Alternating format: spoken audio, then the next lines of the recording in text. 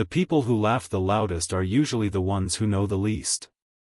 Mason Walker heard the engine die before anyone else realized there was a problem. The sound was subtle. A hesitation. A mechanical cough buried beneath the music and conversation drifting across the lawn of Sterling Manor. Hundreds of guests had gathered for the annual charity gala hosted by Sterling Automotive, one of the most powerful luxury vehicle companies in the country. Expensive suites moved between white tents and polished display vehicles.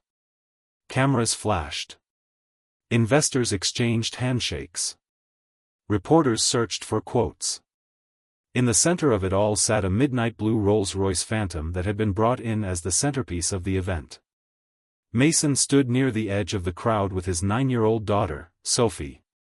Unlike everyone else attending, he was not there for publicity. He had been invited by an old friend who managed part of the vehicle restoration division. His faded work shirt and worn boots looked completely out of place among the luxury brands and tailored jackets surrounding him. Sophie noticed it too.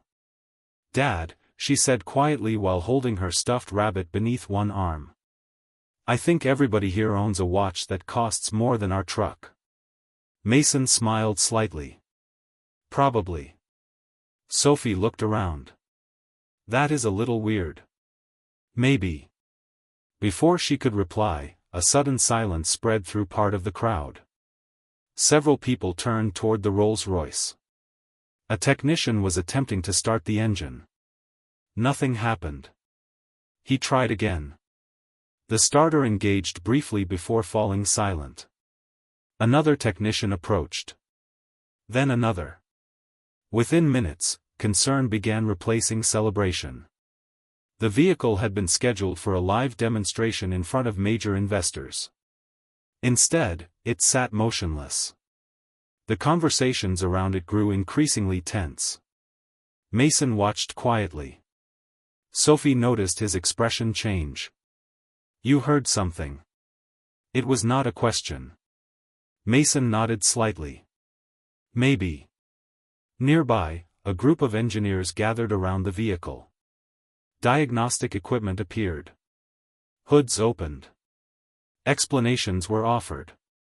None seemed convincing. Nearly 30 minutes passed. The Rolls-Royce remained silent. Then a voice cut through the crowd. "How much longer?" Richard Sterling stepped forward. At 58, the CEO commanded attention without effort. Guests immediately made room for him. He looked from one engineer to another. "We have investors waiting." No one had an answer. Richard's frustration became visible. As his eyes moved across the gathering, they briefly settled on Mason. The contrast was impossible to miss. Expensive suits. Luxury brands. Then a mechanic standing quietly beside his daughter. Richard smirked. "You look interested." Several guests turned toward Mason. Mason shrugged. "Just listening." A few people laughed. Richard folded his arms. "Tell me something." The crowd leaned closer. "Do you think you can fix it?" Mason glanced toward the Rolls-Royce. "I have not looked at it." More laughter followed. Richard smiled wider. "Well, if you can fix my Rolls-Royce, maybe I will let you marry my daughter." The crowd erupted. Some laughed because they thought the joke was funny. Others laughed because the outcome seemed obvious. Sophie looked down at the grass. Mason noticed immediately. He placed a gentle hand on her shoulder. Across the lawn, a young woman standing near the main house did not laugh. Claire Sterling's expression tightened for reasons nobody else seemed to understand. And for the first time that afternoon, Mason stopped looking at the Rolls-Royce and started paying attention to her. The laughter gradually faded, but the damage had already been done. Sophie kept her eyes on the ground as conversations resumed around the lawn. Mason did not look toward Richard Sterling again.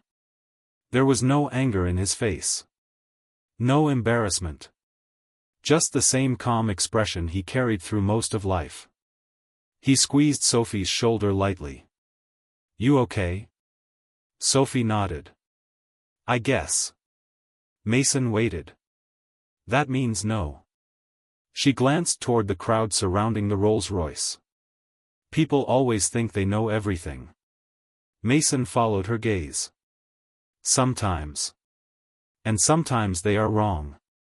That too. Sophie looked up at him. Are you going to help them? Mason remained silent for a moment. Then he looked toward the motionless Rolls-Royce. I have not decided. Across the lawn, the group of engineers continued working. Diagnostic tablets appeared. Tools were carried back and forth. One specialist connected a laptop to the vehicle's systems. Another checked electrical components. A third argued about software updates. Yet despite the activity, nothing changed. The Rolls-Royce remained silent. Investors waiting near the demonstration area began checking their watches. Reporters exchanged frustrated looks. The event schedule was slipping away. Mason noticed something most people missed. The engineers were treating symptoms. Nobody seemed focused on the original cause. He watched quietly from a distance. Sophie recognized the look immediately. You heard something strange, did you not? Mason smiled slightly. Maybe. That means yes. Before he could answer, another unsuccessful attempt to start the vehicle echoed across the lawn. The engine turned briefly, hesitated, then stopped. Several engineers immediately began debating again. Mason's eyes narrowed slightly. This time he was listening carefully. Not to the engine. To the people. Nearby, Claire Sterling remained standing near the main house.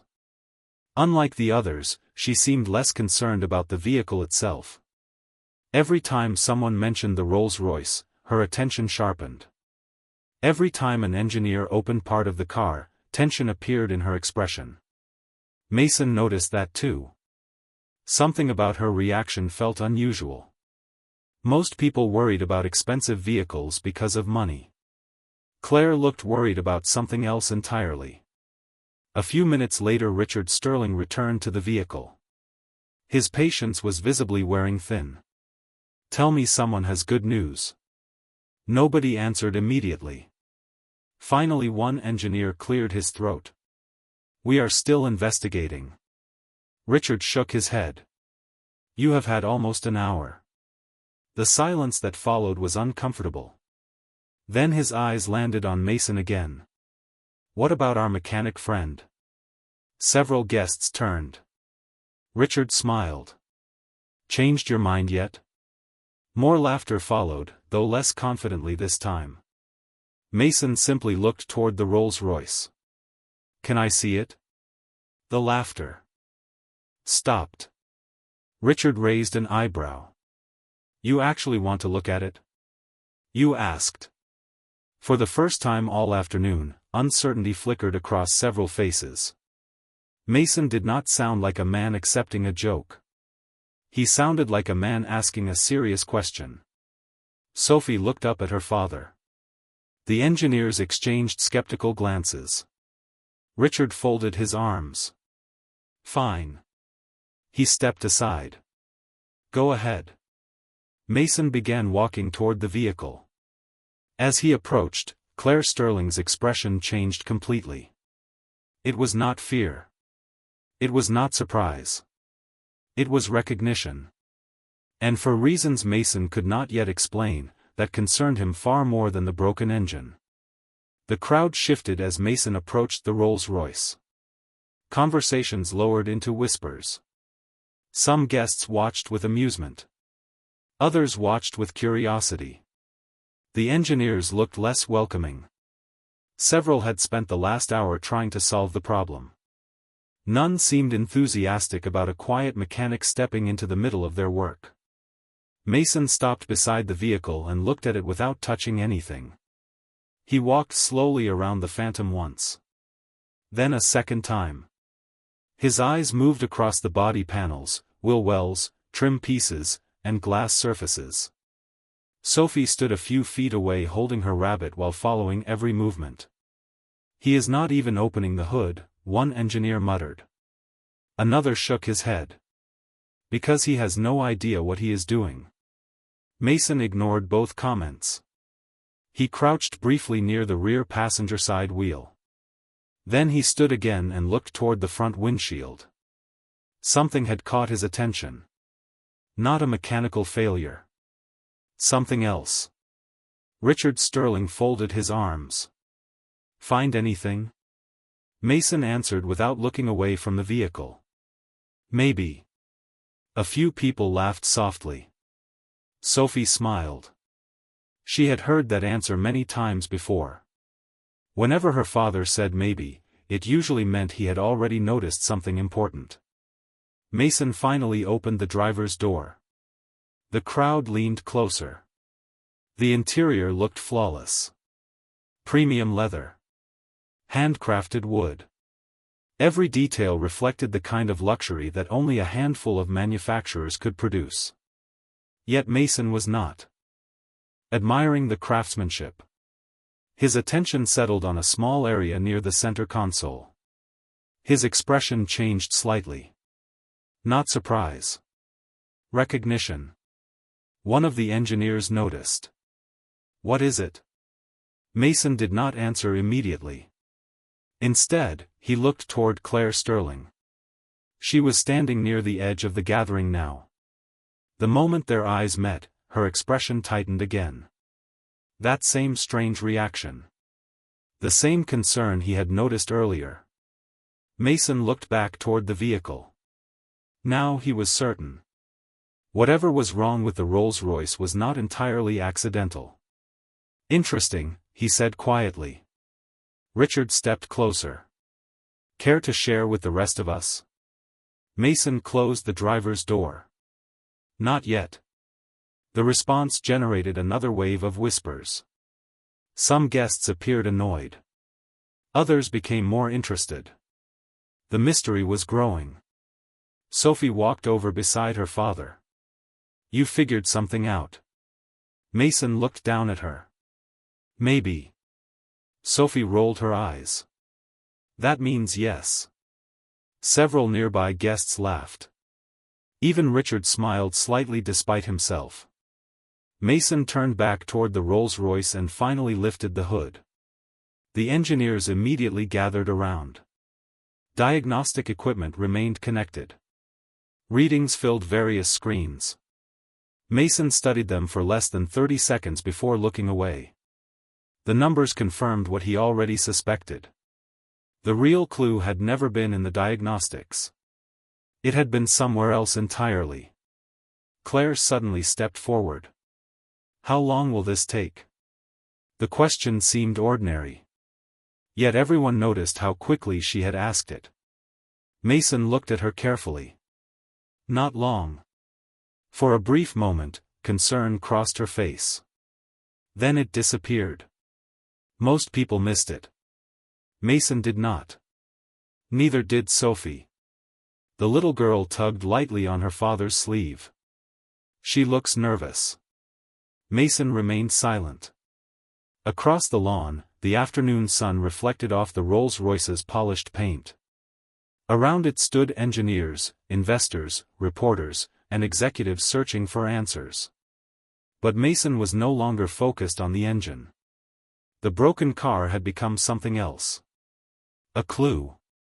And somewhere inside that clue was a secret that Claire Sterling desperately hoped would remain hidden. The crowd continued watching as Mason stepped away from the open hood. That decision confused the engineers more than anything else he had done. Most mechanics would have buried themselves inside the engine bay searching for answers. Mason seemed interested in everything except the engine. He walked slowly around the Rolls-Royce once again. His eyes moved across details that most people ignored. The door seams. The trim pieces. The interior compartments. The rear seating area. Small observations. Tiny inconsistencies. Sophie followed him carefully. She had learned years ago that her father often solved problems by noticing things other people considered unimportant. Richard Sterling watched from nearby with growing impatience. "Well?" he asked. "Are we getting closer?" Mason looked at the vehicle. "Yes." The answer surprised everyone. Several engineers exchanged skeptical glances. One of them stepped forward. "You have barely touched the car." Mason nodded. "I know. Then how can you be closer?" Mason glanced toward the diagnostic equipment. "Because the engine is not the most interesting thing here." The engineer frowned. "The engine is the problem." Mason did not argue. He simply continued examining the vehicle. Claire Sterling remained motionless near the edge of the crowd. Every few moments her attention shifted from Mason to the Rolls-Royce and back again. The pattern had become impossible to ignore. Sophie noticed it too. "Dad." "Yes?" "She keeps looking at the car." Mason nodded slightly. "I noticed. Like she is worried about something." Mason said nothing. Across the lawn, reporters had begun gathering closer. Investors who had planned to leave stayed where they were. What started as a mechanical failure was becoming something else entirely. People sensed it even if they could not explain why. Mason opened the rear passenger door. For several seconds he simply stood there looking inside. Then he reached toward a narrow storage compartment built into the interior. The movement caused Claire's expression to change instantly. It lasted less than a second, but Mason saw it. Concern. Genuine concern.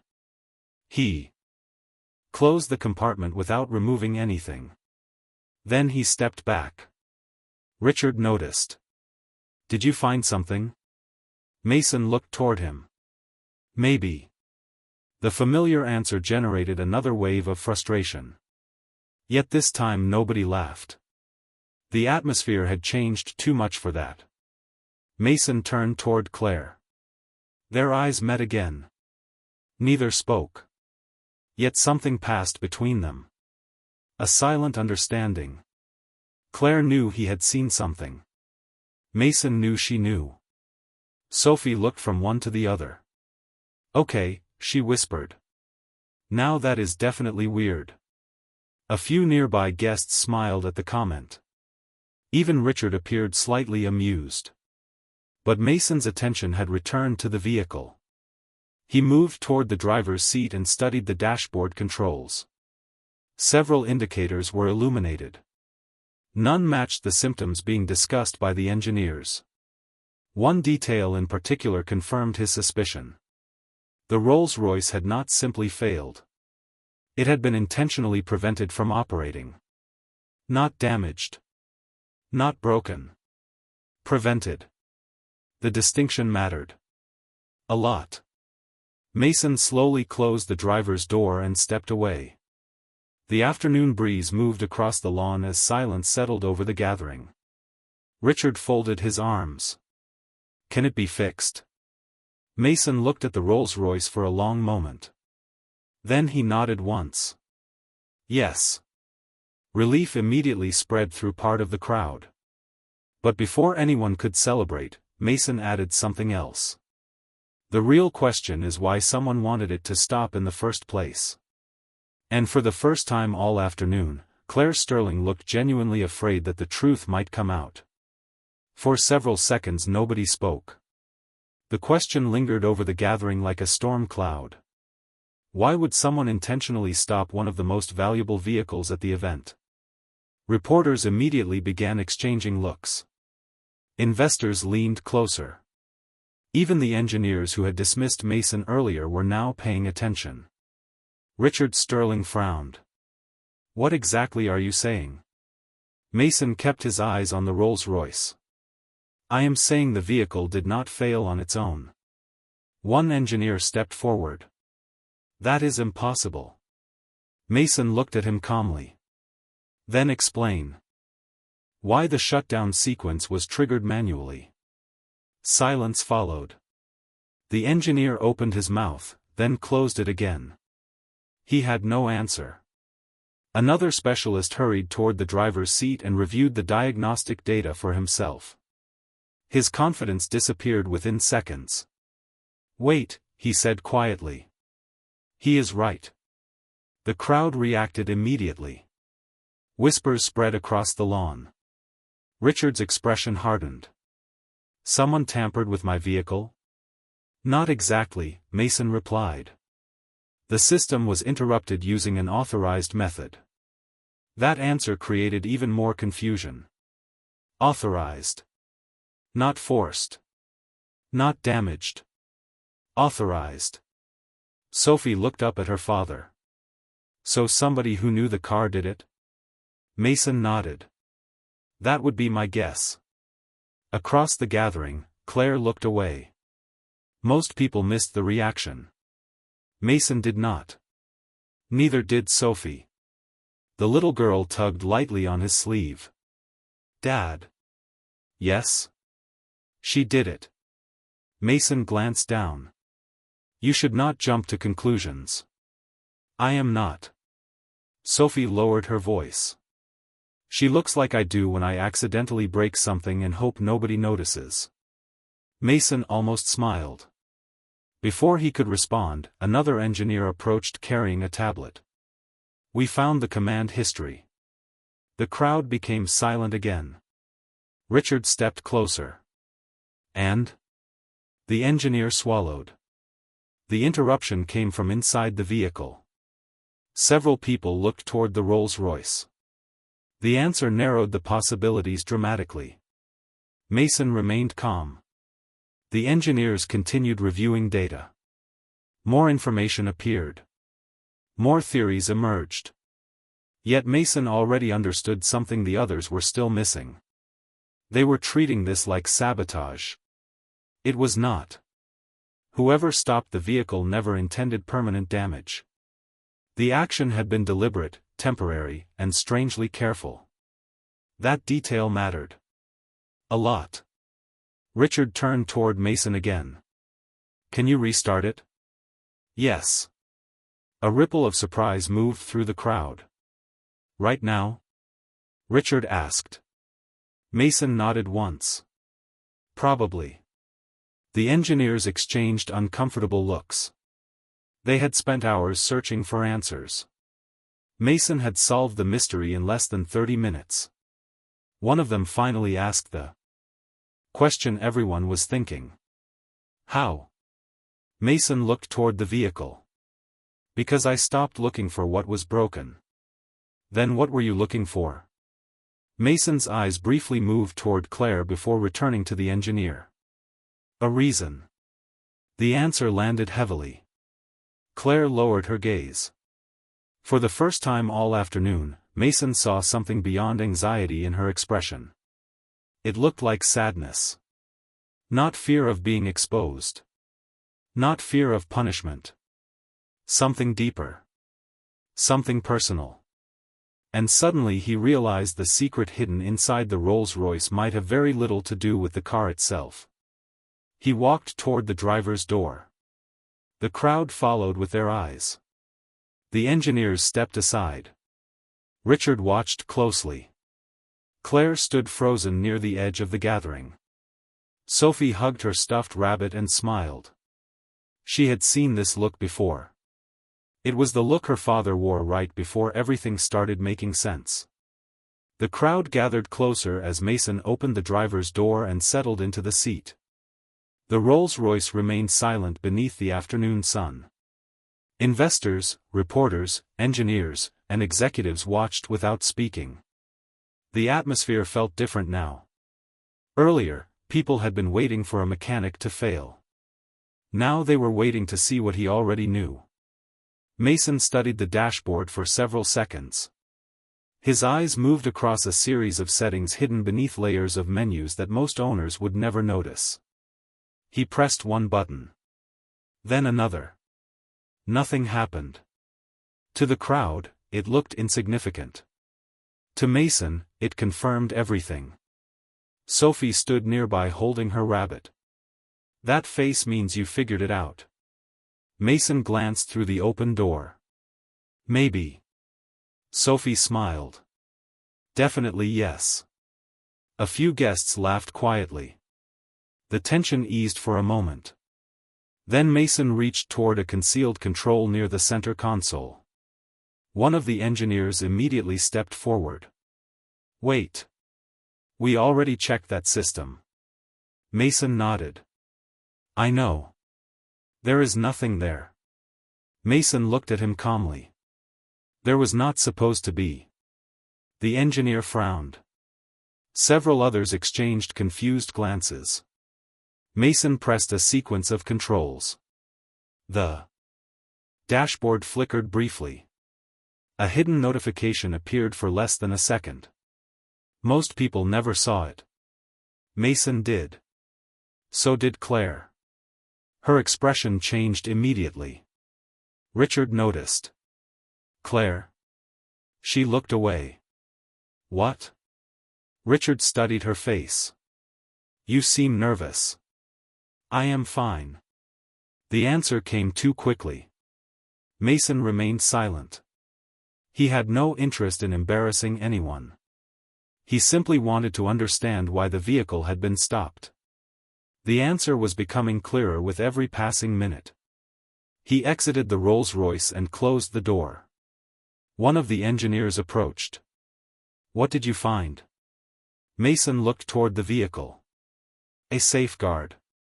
What kind of safeguard? Mason hesitated. The kind somebody activates when they are trying to protect something. The crowd immediately began whispering again. Richard folded his arms. Protect what? Mason did not answer. Instead, he looked directly at Claire. The silence that followed seemed to last forever. Claire lowered her eyes. Sophie noticed it instantly. Dad. Yes? She looked sad. Mason nodded slightly. I know. That observation seemed to affect Claire more than anything else. For the first time all afternoon, she appeared less concerned about being discovered and more concerned about something deeply personal. Mason looked back toward the vehicle. Suddenly the pieces fit together. The interrupted startup sequence. The hidden settings. The authorized shutdown. The compartment he had examined earlier. None of it pointed toward sabotage. None of it pointed toward greed. It pointed toward memory. The realization softened his expression. Richard stepped closer. Can you start the car or not? Mason looked at him calmly. Yes. The answer spread through the crowd like electricity. Then do it, Richard said. Mason nodded once. He returned to the driver's seat. Every eye followed him. The engineers stopped arguing. The reporters stopped taking notes. Even the guests fell silent. Mason entered a final command sequence. The dashboard illuminated. A moment later the Rolls-Royce came to life with a smooth, effortless rumble. Relief swept through the gathering. Applause erupted. Several engineers stared in disbelief. Richard smiled for the first time in hours. Yet Mason barely seemed to notice. His attention had already shifted elsewhere. Because fixing the Rolls-Royce had never been the real mystery. The real mystery was why Claire Sterling had been willing to stop it in the first place. And now he believed he finally knew the answer. The applause gradually faded, but the questions remained. Guests surrounded the Rolls-Royce, congratulating engineers who only hours earlier had been completely lost. Reporters rushed to capture reactions. Investors resumed conversations. The gala seemed determined to return to normal. Yet Mason knew normal was the one thing this afternoon would never become. He stepped away from the vehicle and returned to Sophie. She hugged his arm. I knew you would fix it. Mason smiled. You usually think that. Because you usually do. Nearby, Richard Sterling was shaking hands and thanking guests for their patience. The crisis that had threatened to embarrass him in front of investors had disappeared. Yet Claire remained alone near the main house, standing beneath the shade of an old oak tree. While everyone else celebrated, she looked as though she had just lost something important. Mason noticed immediately. Sophie followed his gaze. "You are going to talk to her?" It was not a question. Mason looked down at his daughter. "Maybe." Sophie grinned. "That means yes." A few minutes later Mason crossed the lawn. Claire saw him approaching and seemed to know exactly why he was coming. She did not walk away. She did not pretend not to understand. She simply waited. When Mason reached her, neither spoke for several seconds. The sounds of the gala felt distant beneath the branches overhead. Finally Claire broke the silence. "You figured it out?" Mason nodded once. "Most of it." Claire looked toward the Rolls-Royce. "Then you know why I stopped it." "I think so." Her eyes lowered. "You are not going to tell my father?" Mason studied her expression carefully. What he saw was not dishonesty. Not manipulation. It was grief. Quiet grief carried for a very long time. "No," he said. Claire looked up immediately. Genuine surprise crossed her face. "Why not?" Mason glanced toward the vehicle. "Because it was never about damaging the car." Claire swallowed hard. "No, it was about what was inside it." For a moment she said nothing. Then she nodded slowly. The truth hung between them without needing explanation. Hidden within the vehicle was a private recording left years earlier by Claire's late mother. A memory. A message. Something deeply personal that Claire visited whenever life became overwhelming. Mason had discovered enough clues to understand what had happened. The special shutdown sequence had been activated while Claire was accessing that hidden compartment. The interruption had never been meant to hurt anyone. It had been an accident born from an emotional moment. Claire looked away. "That car was the last thing she ever gave me." Mason remained silent. Sometimes people needed understanding more than advice. "My father thinks I love it because it is valuable," Claire continued quietly. "But that is not why." Mason nodded. "I know." Her eyes glistened slightly. "You could have embarrassed me in front of everyone today. That would not help anybody." Claire stared at him. Across the lawn, laughter drifted through the afternoon air. The gala continued. Nobody knew the conversation taking place beneath the tree. Nobody knew the secret had already been uncovered. Finally Claire smiled faintly for the first time all day. "You are not what I expected." Mason looked toward Sophie, who was waving at them from across the lawn. "Most people are not." Claire remained beneath the oak tree long after the conversation should have ended. The weight she had carried all afternoon seemed lighter now. Not gone. Just lighter. Mason understood that feeling. Some burdens never disappeared completely. They simply became easier to carry when someone else understood them. Across the lawn, the charity gala had returned to life. Investors were smiling again. Reporters were filing stories. Engineers were discussing the Rolls-Royce with renewed confidence, carefully leaving out the fact that none of them had solved the problem. Sophie was sitting at one of the outdoor tables drinking lemonade and talking to a group of older guests who seemed completely fascinated by her stories. Mason watched her for a moment before turning back toward the event. Richard Sterling was approaching. The CEO moved through the crowd with purpose. He stopped in front of Mason and looked at him carefully. The expression was very different from the smirk he had worn earlier. "You fixed it." Mason nodded. "Looks that way." Richard laughed softly. "You know, I have engineers with degrees from some of the best schools in the country." Mason said nothing. And somehow the man who solved the problem was standing near the refreshments with his daughter. Mason shrugged lightly. Sometimes that happens. Richard studied him for a moment. Then his eyes shifted toward Claire. She looked away almost immediately. It was a small reaction. Most people would have missed it. Richard did not. "Did the two of you talk?" he asked. Mason glanced toward Claire. "A little." Richard frowned slightly. "About the car?" "Not exactly." The answer only increased his curiosity. Before he could ask another question, Claire approached them.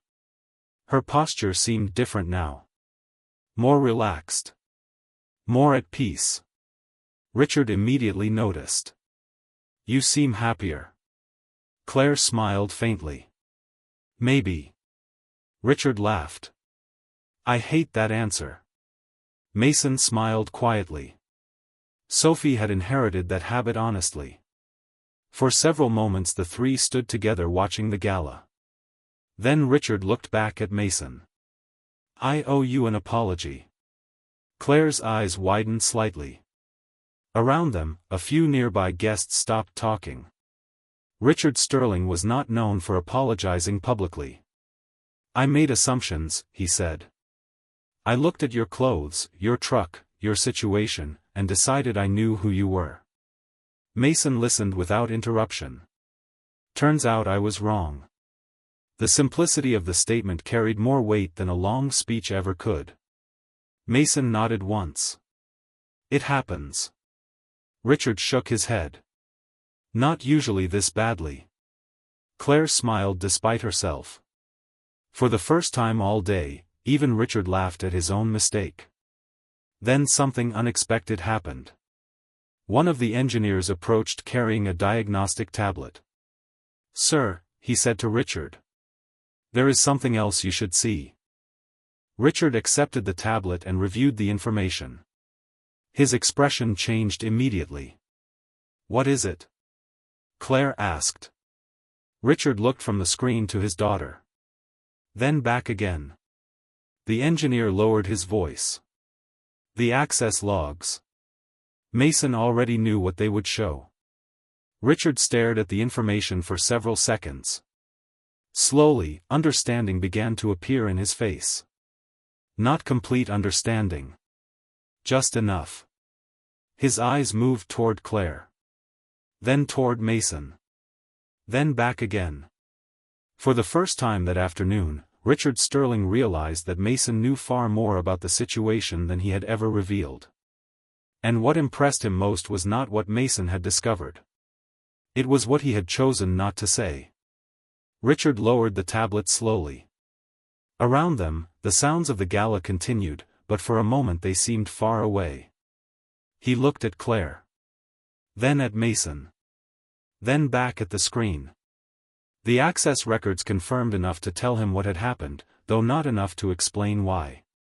Yet somehow he already knew the answer. A father recognizes certain things. Especially when they involve someone trying to protect a memory. Claire looked down. "Dad," Richard raised a hand gently. Not to stop her. Just to reassure her. "It is all right." The tension she had carried all afternoon seemed to leave her shoulders. Mason remained silent. This was not his conversation. It never had been. Richard turned toward him. "You knew." Mason nodded once. "Most of it.